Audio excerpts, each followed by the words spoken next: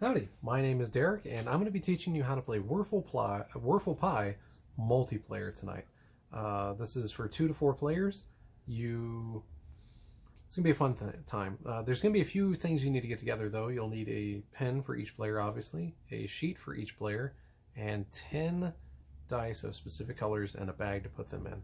Now, for the final product, the Kickstarter, we're going to be giving you a more colorful, more pretty sheet. This is the old version that I have on hand, and therefore it's what I'm using, because hopefully this is going to be very clear for the camera. For the dice, you're going to need 2 white, they're wilds. You're going to need 2 black, 2 red, 2 yellow, and 2 blue. And that corresponds with each of the pie ingredients, except for, as I said, the white is wild. You're going to take all 10 dice. You're going to drop them into a bag. I highly recommend short, square bottom bags like this because they stand on their own. I don't know why more publishers aren't using them, but anyway, the last player, or the player to most recently have eaten pie, is going to be your first player. You're going to put the dice in the bag. I'm going to shuffle it under the table so it's hopefully less loud for you. I like to put my hand in it and just spin it around like that. And you're going to give that to the first player. In this case, we're going to make this right player first. And what you're going to do is draw 2 dice more than the number of players. So we have a 2-player game set up. So the player is going to draw 2 dice. Outstanding. And they're going to roll.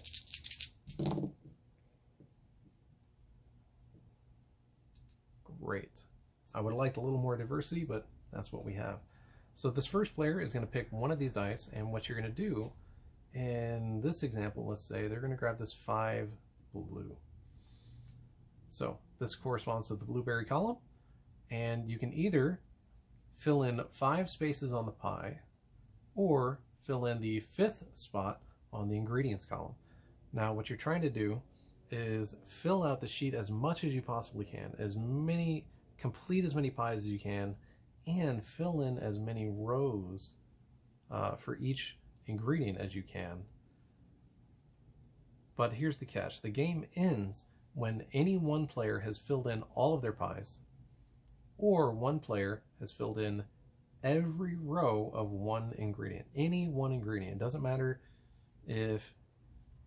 Anyway, any one ingredient, you fill in 1 through 6, boom, the game is going to end. You're going to finish out the round like normal, but the game is going to end, and then you go into scoring. And that's where things get hairy. Because what happens is, you go to the column with the fewest X's, then you're going to look at the X's that are there, and you're going to compare every X that lines up with it. So if there's an X here, you're going to look for the side columns, and each additional column that has an X in that row, you're going to score 1 point if there's an incomplete pie, 3 points if there is a complete pie, and then that total number is going to go here. Your highest total at the end wins. I know that's not going to completely make sense, but let me play through a few rounds and try and see if I can explain this to you a little bit easier. As I said, they're going to take the 5, they're going to go ahead and fill in this 5 spot. And the die is going to stay in front of them. The remaining dice are going to go to the next player, and then they have their choice. But let's say that they don't like this setup. They don't like the 4 wild for some silly reason, or they don't like the red one, they don't like the blue 4. What the player after the first player has the option of doing is discarding one of the dice. They would draw a new die out of the bag, roll it, and add it to the pool, and now that is an option that they can use. Not really any better in this situation, but it is a thing that they could do. So what they're going to do, since this player seems to be grabbing low at the moment, they're going to go high, so they've got a better chance of actually being able to get dice and not be competing for dice over here. So they're going to grab high, they're going to go for the 1, and that's the end of the round, because both players have drafted. All of the dice go back in the bag, shuffle the bag, pass to the next player, boom, start the next round. They're going to draw 2 more than the number of players. Boy, I like drawing those blues, don't I? They're going to roll, and they're going to draft. Oh, that is fantastic. So they are going to go ahead and grab the black 6 and fill in that many spaces in their pie.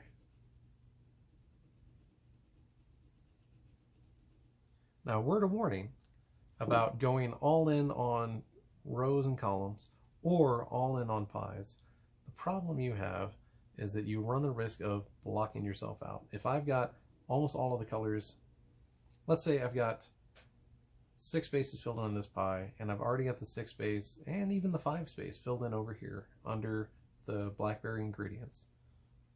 Then if the dice come up and there's a black 6 sitting here, I can't use it because I don't have enough spaces in the pie. You have to fill in whatever die you take is how many spaces you fill in the pie, and you cannot take a larger number than spaces you have.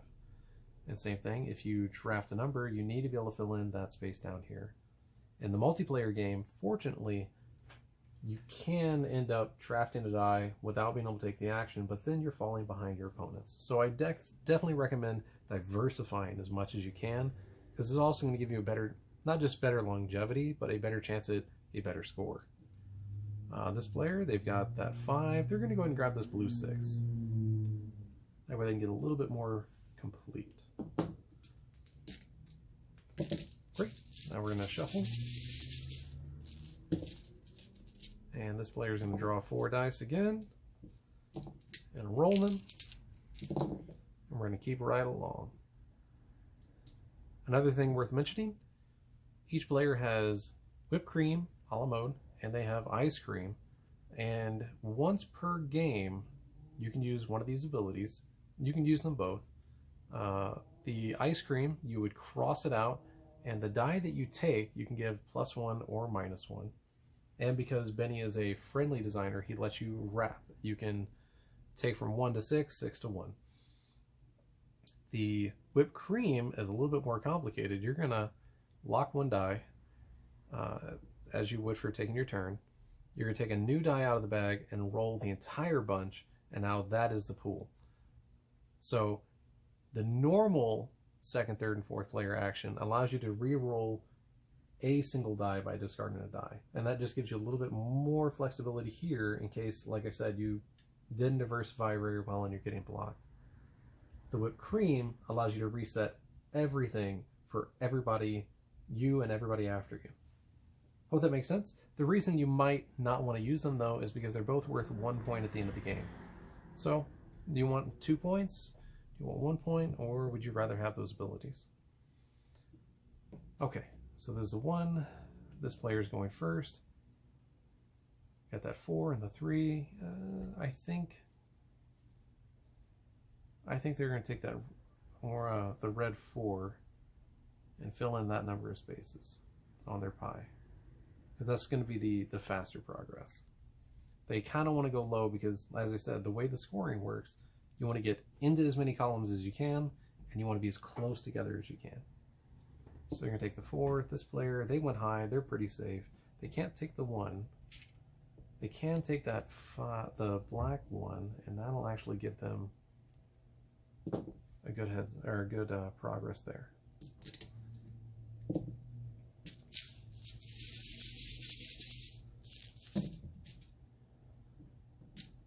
Let's roll. Ooh-wee. We could finish off that pie, which is gonna be nice to have, but limit us because we're still not gonna score anything. Or we could take these. That is gross. That's really gross. I think we're gonna go ahead and use whipped cream, which I honestly have never done. I've played this game 30, 40 times. I've never actually done the whipped cream. Let's go ahead and lock this one because we don't want to help out our opponent. Oh, that's even worse. Now we're going to reroll everything. But that is pretty sexy. Oh my. Yeah, we're going to go ahead and grab that wild 6. And we're going to use that to fill in pie spaces. That way our fallback is we just need a 1 or a 2, or 2 1s or 1 2, and we can finish off that pie, finish off that pie. We really need to get spread out though. We need to get over here. But here or there. It's not where we're at right now. I think this one's pretty easy. We're just going to take that blue 4, let the round end, and look forward to the next roll. Everything goes back in, everything gets shuffled. Now we pass the bag. Outstanding. Oh my. Yeah, definitely taking the wild. Because again, we want to spread out. We want to go as wide as we can. And that's actually really perfect because this person really needed to go sideways as well. So they're going to grab that yellow. Boom.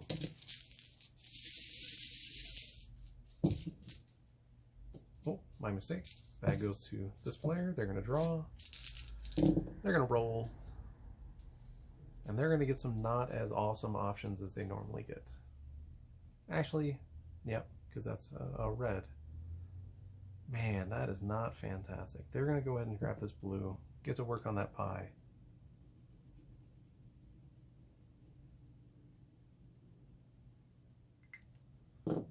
Comes over here.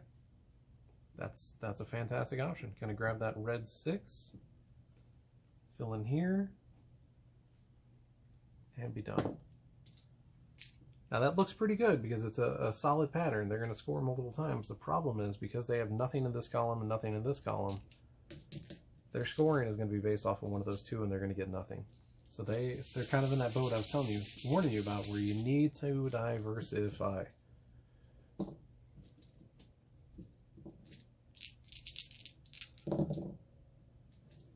One, two, two, three. Man, that is the second time. Not very good. A 2 or 3 would actually be helpful. They could do a 3, but then they're stuck on a 1, waiting on a 1. They do this 2. I think they're just going to do this 2. You know what? Because we keep getting these 2s, they're going to come up here. It doesn't. Your X's don't have to be clumped together in the column, but they do need to be in the same rows. So we just have to start looking for 2s in the other colors as well. Now we come over here. They are going to take the easy route. They're going to take that black 2 and start spreading out and trying to get a better score. Back in the bag. Shuffle. Give the bag to them. And roll. Now I don't plan on playing an entire game for you guys because I don't want to take up that much of your time. I'm just trying to play a little, just long enough so that I can get a better situation on the table for a scoring demonstration. And hopefully I can, you're getting an idea of strategy, strong strategy for how to play this. As I said, I've played the mess out of this game. And the reason we're bringing it to you is because this is the game, this was Benny's first roll and write game. The one that introduced me to my friend Benny, and just honestly, we love it. We have such a great time with this thing, and we've played the heck out of it, and cannot wait to share with other people and hear about scores and hear about those games and the yelling and the arguing, and just cannot wait to get this out into the world. This player does not have great options. That 6 would be fine, except they don't have enough spaces on the pie. They don't really want to go down to the 6s because they have not seen very many of them. Red 2 would be reasonable. I think they're going to take the red 2. You know what? Blue. Taking the white and using it on the blue 2, that would have been a very good move because that would have at least given us some diversity. It would have given us a safety net. This player, they really like their 2s now, or they want the big numbers. The 6 is not good enough. The yellow 4, they've already got that problem. They'd rather have a 6. But, I mean, they could just take this and get themselves some actual scoring. I think we haven't been getting very many blacks. We're going to come over here to black, and we're going to drop it. All right, shuffle it up. Pass the bag. Oh, my mistake. Oh, no. We got 2 wilds, and they're high. Oh, no. Well, this seems like it'd be an easy decision, doesn't it? So they need those 5s. Ooh, the yellow 6 would be, I guess it doesn't matter. Yeah, we're going to take that yellow 6. No, no, no, no. This player is going to play it safe. They're going to mostly focus on the rows and columns because that's some points are better than no points. So they're going to focus on in here. They're going to take this wild 5. They're going to drop it in the yellow. They're going to play it safe. This player, they've already got that 2. They've got that 2. They don't have great options, but what they don't have either is anything in that pie, so they're going to grab that yellow.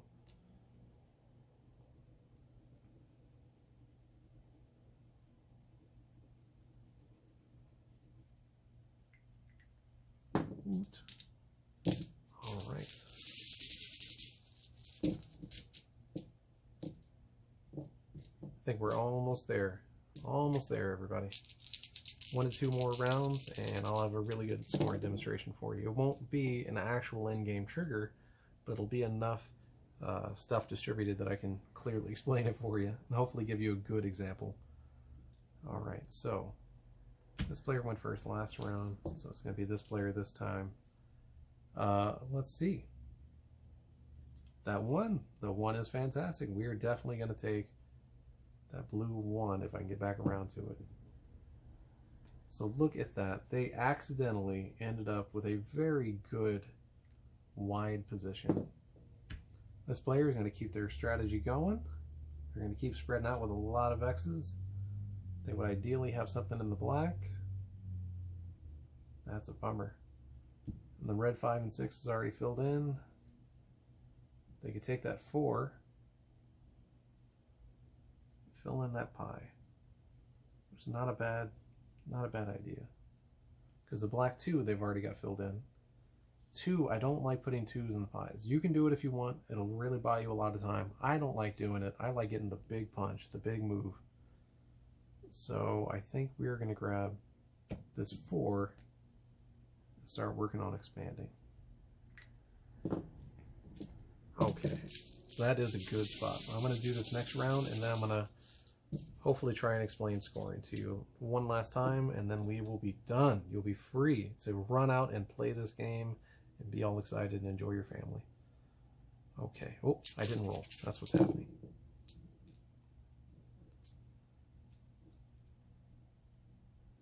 Again, not a great roll for this player. That stinks.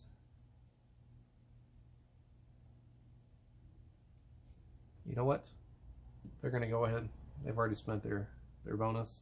They're going to spend their ice cream too. And that way they can take this blackberry. They can drop that sucker down to a 2. They can finish out that pie.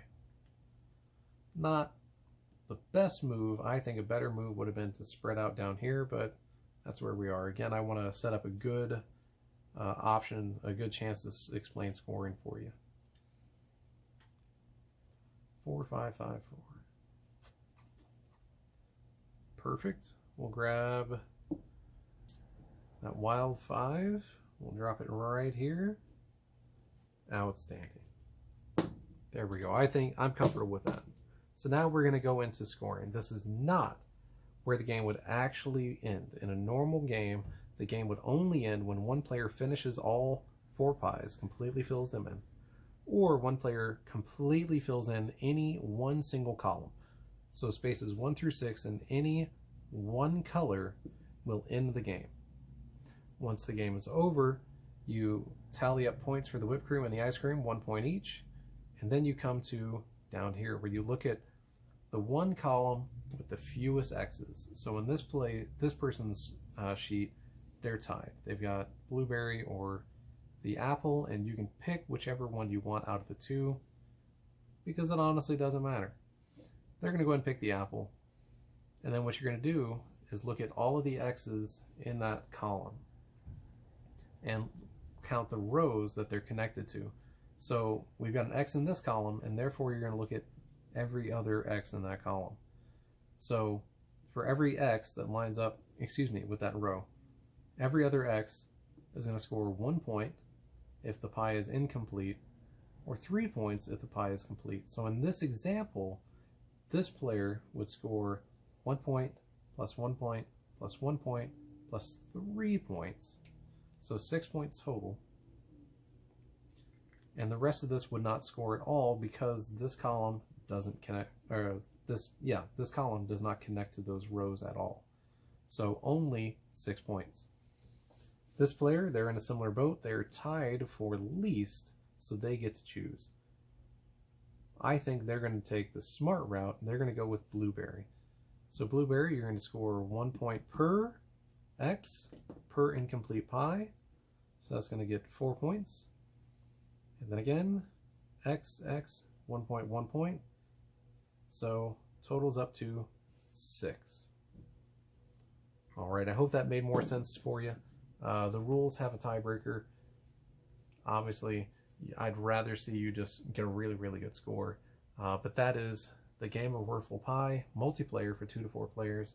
If you have any more questions, just drop them in the comments, head over to the Kickstarter campaign, find us out on Twitter because we're always over there, or just email us at rollandwriterevolution@gmail.com. Thank you so much.